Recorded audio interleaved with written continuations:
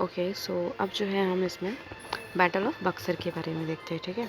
इसका भी चाहे मेंस हो चाहे प्री हो, दोनों ही क्लियर हो जाएगा अच्छे से इस रिगार्डिंग अगर क्वेश्चन आता है तो, ठीक है। देखो, बैटल ऑफ बक्सर जो कि 1764 में हुआ था, बैटल ऑफ प्लासी के बाद। ओके, तो इसमें क्या होता है, इसके हम कॉजेस कॉन्सिक्वेंसेस देखेंगे। देखो, जो ये हुआ था अक्टूबर 22 को ये हुआ था एंड 1764 में, ठीक है। तो अक्टूबर 22 1764 में ये बैटल ऑफ बक्सर हुआ। बैटल ऑफ बक्सर जस्ट देखते हैं। सो यार, जो बैटल ऑफ बक्सर हुआ था, इसके थोड़े बैकग्राउंड को देखते हैं कि ये, खैर से छोड़ो, तो क्यों हुआ था ये देख लेते, कॉजेस क्या थे इसके।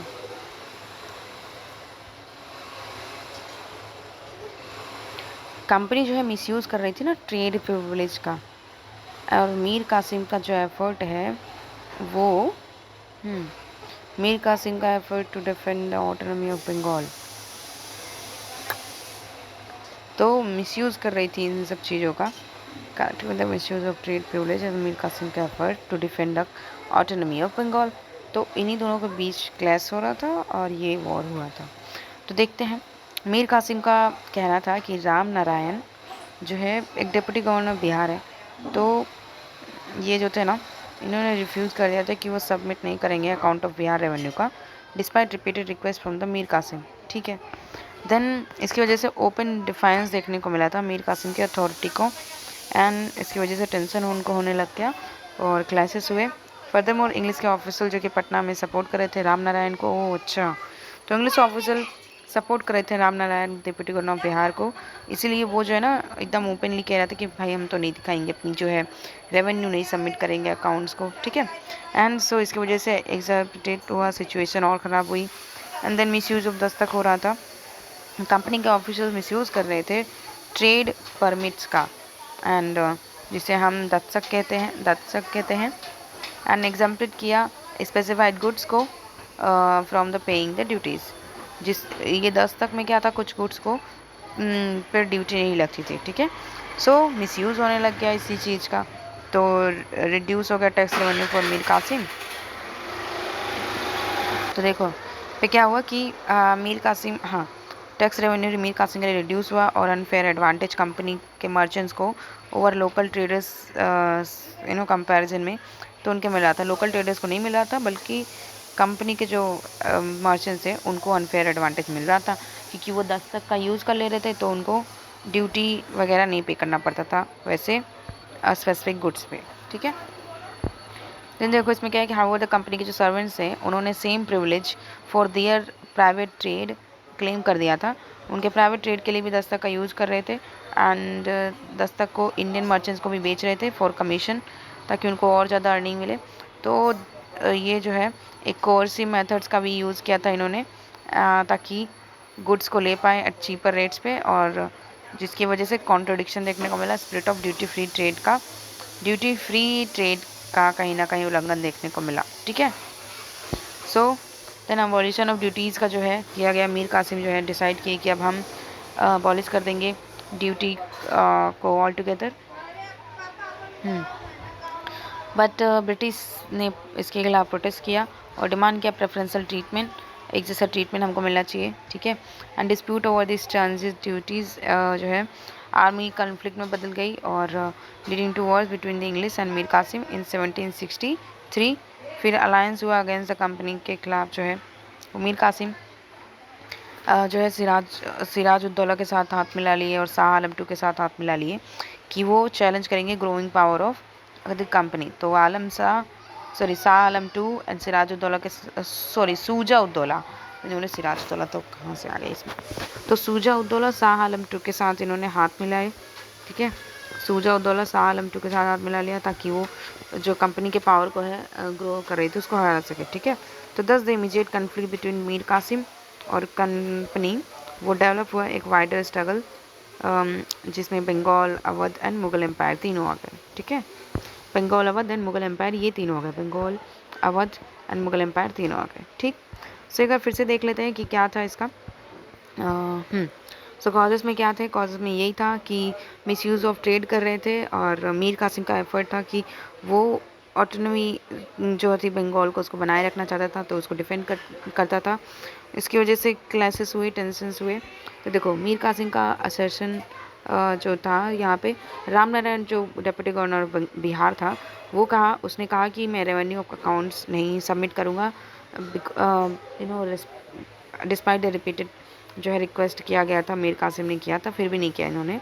फर्दर मोर जो है राम नारायण का सपोर्ट जो है इंग्लिश कर रहे थे। ओके, ये हमने देखा, और ये उसकी अथॉरिटी को डायरेक्ट चैलेंज था इस तरीके से देखे तो। ठीक है, तो क्योंकि ये मीर कासिम जो है बड़ा था, ये बड़े रीजन का नवाब रहा होगा। ठीक है, और ये तो है बिहार छोटा सा। Okay, obviously.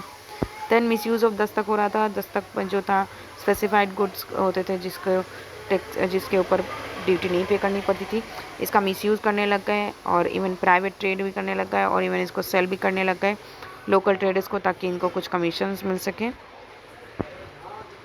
कंपनी ने राइट टू ट्रेड बंगाल में ले भी लिया था बिना पेइंग ट्रांजिट ड्यूज़। ठीक है, बिना ही वो ट्रेड करने के लिए कुछ पैसे देने पड़ते, उसको पे किए हुए, टोल पे किए बिना ही। So through the Mughal imperial farman. ठीक है, और कंपनी के सर्वेंट ने same privilege for their private trade भी क्लेम कर दिया था। दस्तक इंडियन मर्चेंट्स को कमीशन के लिए सेल कर रहे थे।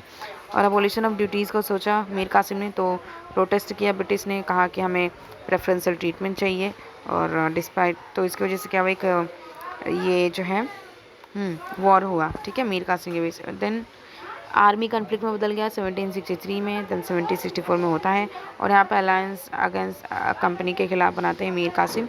हाँ, शाह आलम टू सूजा उद्दौला के साथ हाथ मिलाते हैं। ठीक है, एंड देन इमीडिएट कन्फ्लिक्ट हो जाता है मीर कासिम कंपनी के बीच, एक वाइडर स्ट्रगल हो जाता है, और involving Bengal, Awadh and Mughal empire. ठीक है, तो ये हमने देख लिया कि अक्टूबर 22 1764 में ये होता है, राइट। देख लेते हैं पोस्ट बैटल का सिनारियो क्या होता है। तो इस बैटल के बाद मीर कासिम जो होते हैं वो भाग जाते हैं, और लेटर डिसअपियर्ड हो जाते हैं पॉलिटिकल सीन से ही। सूजा उद्दौला सरेंडर कर देते हैं कंपनी को। शाह आलम टू जो है वो इंटर होते हैं नेगोशिएशन में विद द कंपनी के साथ, और ब्रिटिश विक्ट्री कहीं ना कहीं ईस्ट इंडिया कंपनी को इंटू डोमिनेंट मिलिट्री पावर भी जो है ईस्टर्न एंड नॉर्थर्न इंडिया में बना देती है। ठीक है,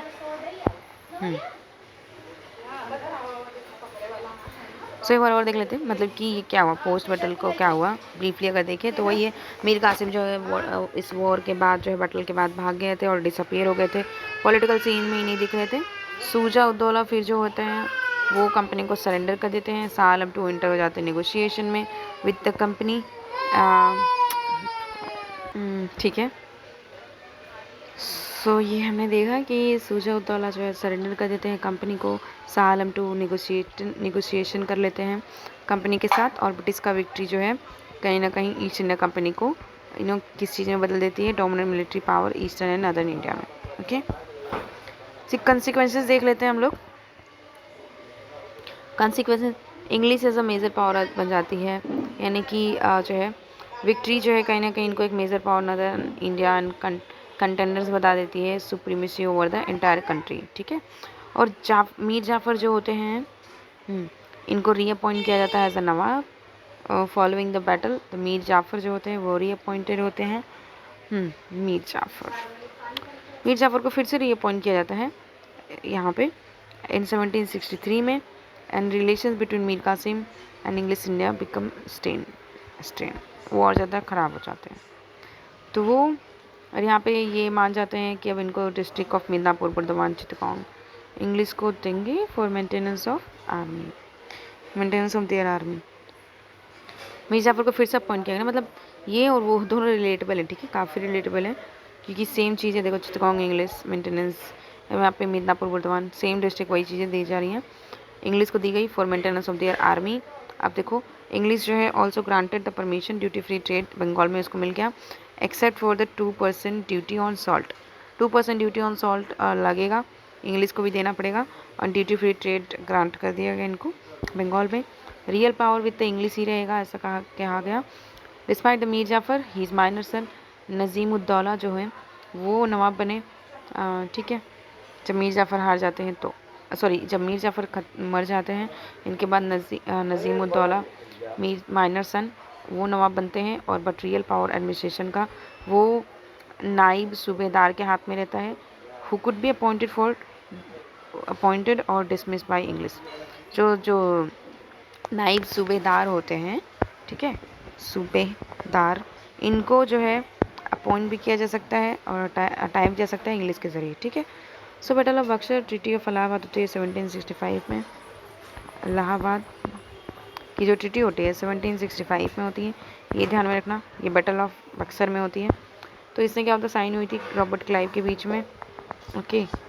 ये रॉबर्ट क्लाइव ने साइन करवाई थी, टू पार्टीज।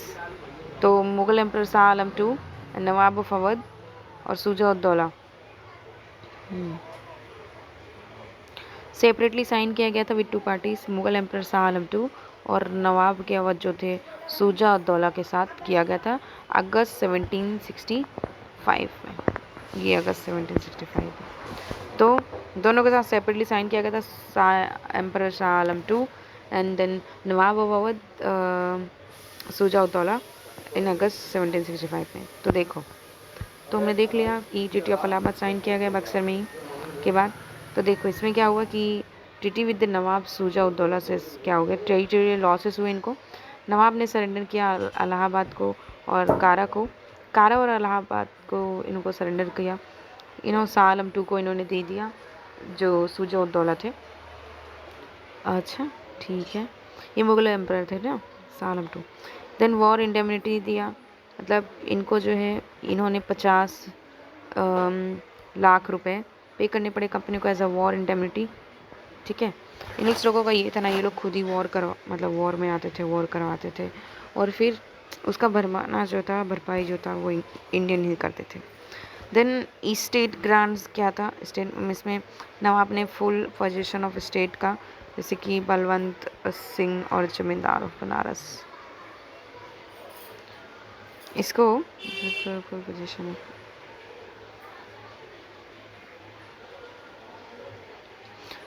स्टेट ग्रांट दे दिया, ठीक है। जो ये बलवंत सिंह का स्टेट था, जमींदार ऑफ बनारस का था, तो इसका इन्होंने इंग्लिश को दे दिया, फुल पोजीशन इसका हो गया।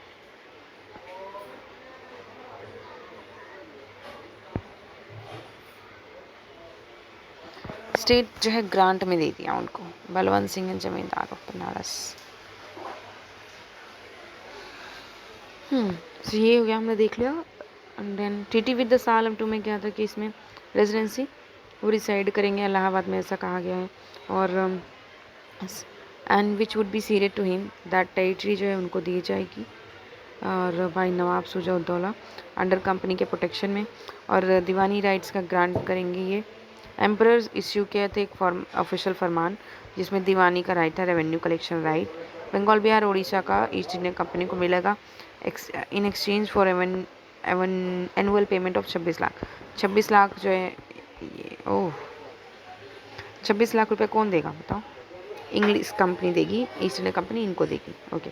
एंड निज़ामत फंड, यानी कि एम्पर ने अलोकेट किया 53 लाख कंपनी को for nizamat functions, military, defence, police and administration of justice के लिए। 53 लाख, गॉड, 53 लाख जो है ये नवाब ने इनको दिया निज़ामत फंड के रूप में तौर पे। 26 लाख इनको मिलता है in exchange like annual payment to East India Company in exchange for annual payment, और 26 लाख देते हैं इनको इंग्लिश वाले, इंग्लिश कंपनी जो है इनको देती, ठीक है। इस हाँ मतलब शाह आलम टू को, और उन्होंने revenue collection Deewani right they दिया बंगाल बिहार उड़ीसा का, इसके बदले में ईस्ट इंडिया कंपनी को, ओके। रॉबर्ट क्लाइव के टैक्टिक्स क्या थे देखो, इसने जानबूझकर अवॉइड किया था कि अवध को एनेक्स ना करे, as it would make the company responsible for protecting an extensive land frontier against the Afghan and Maratha invasion, क्योंकि अगर वो उसको अपने में एनेक्स कर लेते तो अफगान एंड मराठा इन्वेजन जो होने वाला था या जो होता उस पर, तो उससे प्रोटेक्ट इन्हीं को करना पड़ता, बहुत पैसे चले जाते इसलिए नहीं किया इनको। देन ट्रीटी जो इस्टेब्लिश की friendly relationship with in Nawab and transform किया अवध इनटू बफर स्टेट, और इसको जो है बफर स्टेट बना दिया। क्लाइव का arrangement with Shah Alam two several practical purpose making emperor useful figurehead for the company. Additionally the emperor का फरमान लीगलाइज हुआ था, पॉलिटिकल गेम्स को लीगलाइज कर दिया of company in Bengal. So battle of Buxar की वजह से डुअल गवर्नमेंट ऑफ बंगाल आ गई। East India Company dominant power उसके पास आया। रॉबर्ट क्लाइव ने डुअल गवर्नमेंट रिड्यूस कर दी बंगाल में। बोथ कंपनी नवाब का रोल रहेगा गवर्निंग, मतलब बंगाल को गवर्न करने में। सो इसकी वजह से पावर विदाउट रिस्पॉन्सिबिलिटी का देखने को मिला हमें, ठीक है। नवाब के पास रिस्पॉन्सिबिलिटी थी, पावर नहीं था, और इंग्लिश के पास पावर थी, रिस्पॉन्सिबिलिटी कुछ भी नहीं थी। इस तरह के डुअल गवर्नमेंट।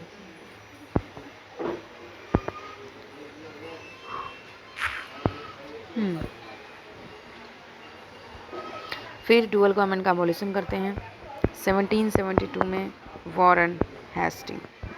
ओके, जो वॉरेन हेस्टिंग होते हैं वो इसको हटाते हैं, अबॉलिश करते हैं डुअल गवर्नमेंट को, रिमूव करते हैं नाइब दीवान को, और फिर taking direct control of revenue and civil justice and revenue का कंट्रोल अपने हाथ में लेते हैं डायरेक्टली।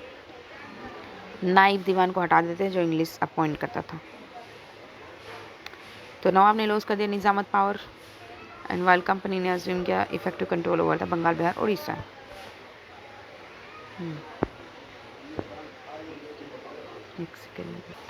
ओके, फिर देखते हैं कि इस बैटल ऑफ बक्सर का सिग्निफिकेंस क्या था। ये one of the most significant military events modern Indian history में। Decisive victory East India company की हुई थी, तो इसके वजह से ट्रांसफॉर्म हो गया ब्रिटिश का from trading group to into political ruler, और control over the Indian revenues and 2 centuries of colonial rule start हो गया, ठीक है। सो कंपनी के सुप्रीमेसी को स्टेब्लिश कर दिया, एंड लाइक वही बंगाल, बिहार, उड़ीसा में, एंड वीकन कर दिया इसके मुगल अथॉरिटी को।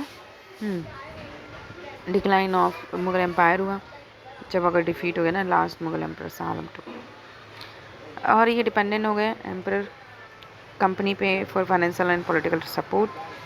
एक्सपांड हुआ ब्रिटिश इन्फ्लुएंस का आफ्टर बक्सर। कंपनी जो है बहुत डिसाइसिव पावर नॉर्थ इंडिया में आ जाता है इसके पास, और वो अब अवध के अफेयर्स में इंटरफेयर कर सकती है, बंगाल, बिहार में भी कर सकती है, और उसके नेबरिंग रीजन्स में भी कर सकती है। Then beginning of territorial empire का हुआ। बैटल ऑफ बक्सर ने मार्क किया कि transition of East India company का ट्रेडिंग बॉडी से into a territorial imperial power हो गया। ओके, टेरिटोरियल एम्पायर मतलब बैटल ऑफ बक्सर की वजह से transition of East India company का from trading body into a territorial imperial power पे हो गया, कन्वर्ट हो गया। अब फाइन, सो यही हमने देखा।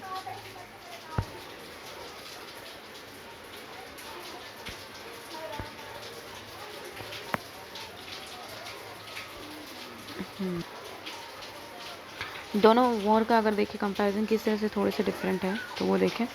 तो प्लासी जो था यहाँ पे रॉबर्ट क्लाइव ने डिफीट किया था सिराजुद्दौला को with the help of conspiracy betrayal, and establish किया था कंपनी के इन्फ्लुएंस और Bengal. And in contrast major Hector ने डिसाइसिव मिलिट्री विक्ट्री प्राप्त की थी बक्सर में अगेंस्ट मीर कासिम सिराजुद्दौला शाह आलम टू।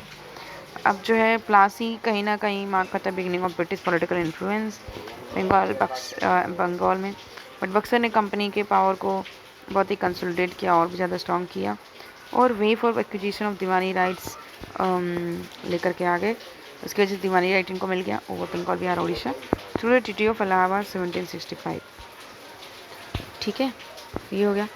अब लेट्स सपोज ये क्वेश्चन है, PYQ है, ठीक है। Why did the armies of British East India Company, mostly comprising of Indian soldiers, win consistently against the more numerous, better equipped armies of the Indian rulers? इसके reason देने, तो ये questions आप जो है कर सकते हैं इसके बेस पे, ठीक है। तो इसे करिएगा, सोचिएगा, ठीक है।